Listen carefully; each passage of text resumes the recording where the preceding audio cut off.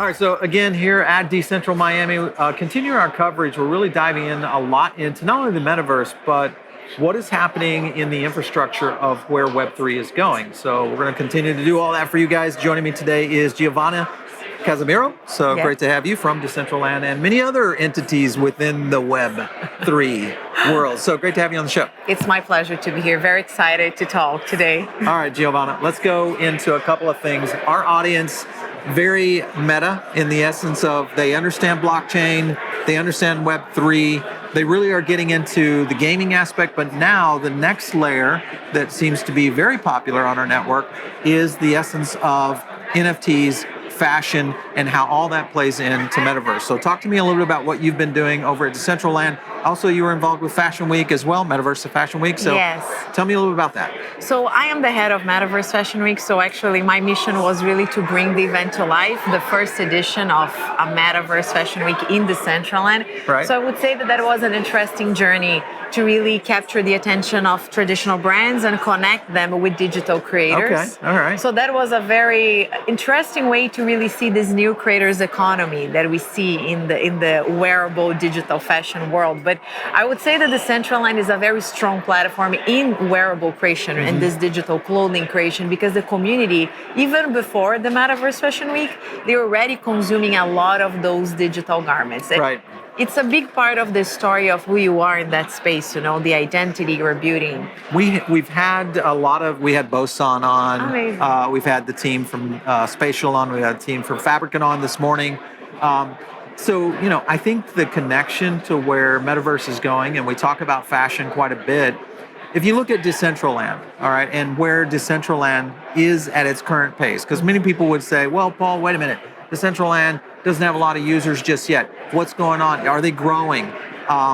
Is the segue opportunity for Decentraland, do you think it is going to be in some sort of wearable application, brand connectivity, or some of the use case right now for it to grow?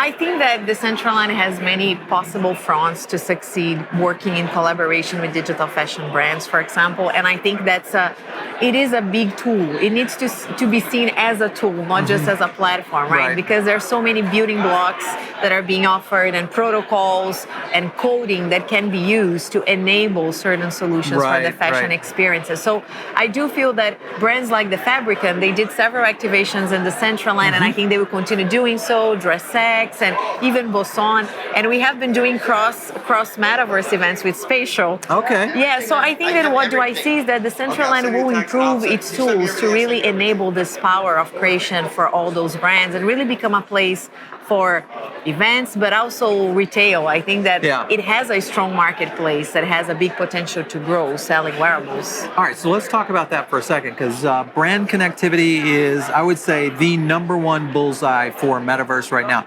Almost every developer, almost every company, all trying to figure out how do we bring in the major brands. Nike drops Stop Swoosh.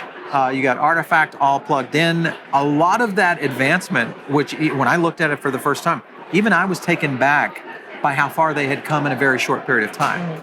Do you see this really as an accelerating zone between now and our next little crypto run of great profitabilities for the market? But more importantly, is this the time that brands, normal brands, are starting to discover what's happening here and they need to start building? Yeah, totally. Yeah. I do feel that right now, first of all, I think fashion has been playing a big role in bridging realities, you know, the physical world with the digital world, somehow connecting those two elements that in many moments they were left apart, even though they were never apart, you know? And I think right now it's a great moment of experimentation and really consolidating those strategies. And I think some brands are really looking into even NFTs with different eye. We are now going through this crypto winter, and utility is being very discussed, and fashion brands are looking at that because especially the luxury fashion, they already carry a big loyalty. So it's interesting you say that. We've been approached by several luxury brands, our own network. The reason our demographic kind of targets into the crypto investor, a lot of the Metaverse NFT, you know, wonder kids, but also the brands who are trying to learn what's happening. So we have a lot of, what kind of surprised me, but it opened my eyes up to what's happening in the luxury space. Obviously, the NFT aspect of it, smart contracts, the connectivity into authenticity and what that might look like for the space. So I get all that. But when you look at a general brand who doesn't necessarily have that, the luxury aspect of, let's just take Target, okay? Okay. One of the biggest retailers in the United States, and Amazon, etc. Still great opportunity, huge, but not necessarily in the same way. How do you see those playing out in the metaverse? I mean, these are essentially the titans of Web 2. They are. And I do feel that we have to look into the Web 3 as a continuation of the Web 2, right? So in some point in the Web 2, everybody started having e-commerces and having their websites. Yep. So the spatial web, it's gonna eventually replace those 2D websites that we know. So that, in my opinion, is something that eventually is gonna happen. So it's kind of the contextual side of it, meaning they just have to get there and then start figuring out the way to operate on it. Because I think that is really just a natural process. Think about it. We were in a web before that was more impersonal. We didn't have a body. We didn't have a geography. Now we are talking about an internet where we have a body, we buy clothes for that body, and we have land. We have north, south, west, east. Is really trying to replicate some of the analogies we know with the world we inhabit as humans. So I think the spatial web or Web 3 goes beyond just the discussion of crypto. Not maybe Target will not need NFTs, but they may have an immersive shopping experience, a try-on. And they're tied to so many other intricate brands sell within their retail marketplaces, much like what you see in traditional marketplaces. Think OpenSea for retail, and the opportunity starts to really open up. We had some people on earlier talking about kind of this evolution where brands themselves would really kind of connect into not only the Web3 domains, but some of the utility aspects of it. Then you have the components like what the Fabricant is doing.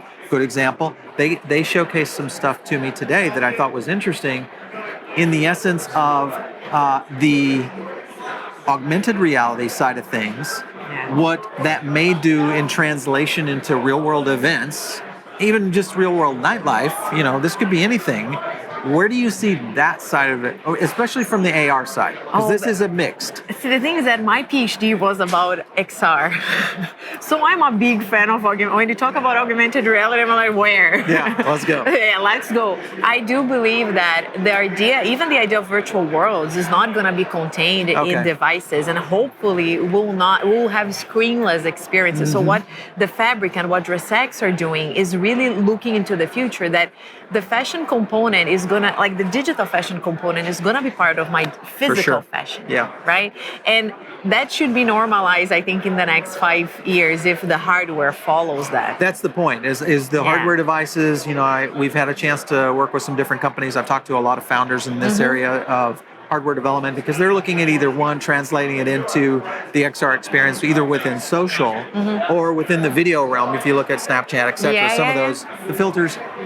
But the opportunity of what you're talking about is when you get into real world, like for instance, you know, we'll go back to the level of Google Glass, which was way ahead of its time. But if you can imagine that just with a regular set of my lenses, and you and I get a chance to see completely different experiences than what a traditional person. So I think you will see a lot of people coming into the space around that. And I do think that that's going to also allow us to unleash the metaverse from its own existence, which is quite limited, because I think also COVID, the pandemic, showed to us that we want to see people. We want to be here. I don't think we want to go somewhere else, but we need to bring those playful elements here, right? Let's talk about the roadmap a little bit. Okay. Decentral, you look at Sandbox, you look at a handful of other projects that are starting to build their own metaverses, so to speak. Then you have brands who have really kind of stepped into the space. And I would say now Nike with Artifact and what they've done, that's a pretty good example. Most likely we're going to see a retail brand take a step in here in the next 24 months. There's some big opportunities here. For you guys, Decentraland, roadmap-wise, where do you see that kind of rolling out to? Well, first, I think that Decentraland is always working with the community, because we are a DAO, right? As a decentralized platform, we are mostly governed by the DAO. So we are not a corporation. So our roadmap also operates differently, because we always try to look into what the community is aiming.